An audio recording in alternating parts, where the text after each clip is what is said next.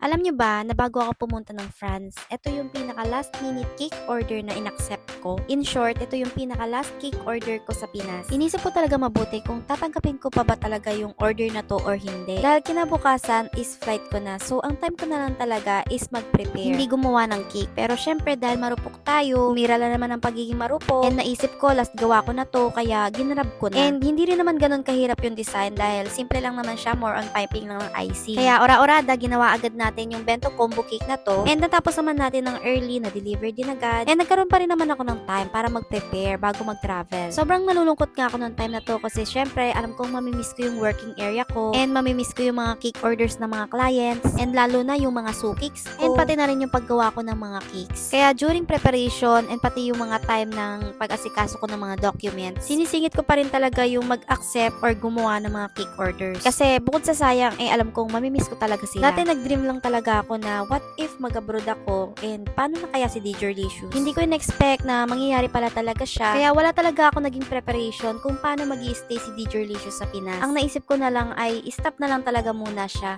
dahil wala magpapatuloy. Kaya sa mga client na nag-i-inquire pa rin sa akin from Pinas until now, as of the moment, wala po muna talaga makakapag-accommodate sa inyo. Until ma-establish muli natin si DJ Licious with physical store na dyan. Alam kong mahirap at malungkot pero ganun talaga, laban para sa pangarap. And alam ko na hindi malabong dumating yung time na maging part ulit ako ng mga events nyo or ng mga celebrations nyo. By the way, sobrang ganda nga ng cake na ginagawa natin. Sa lahat nga ng cake na nagawa ko, ganitong style or design talaga ang pinaka-favorite ko. Sobrang simple, hindi matapang yung kulay, napaka-warm lang sa mata, at sobrang ganda, very aesthetic talaga. Sa pag-pipe ko ng mga mini flowers, kung makikita nyo, cello sheet lang yung ginamit ko dyan. Wala akong ginamit na piping tip. Kahit dyan sa leaves na pinapipe ko, wala rin akong piping tip na ginamit dyan. Kinat ko lang yung dulo ng cello sheet para mag-shape as dahon and flower. By the way, ang gamit natin dyan na icing ay whipping cream. Ito, ang cake order sa atin ay bento combo cake. Means, bento cake with cupcakes. Yung color na in-apply natin sa cake ay beige and light pink. Yung pink, kinaluan lang natin ng konting yellow para masarap sa mata yung color. And yung box naman ay cupcake box lang yan na kinostomize ko para magkasya yung bento and cupcakes. And finally, tapos na tayo. Thank you so much for watching. Babush!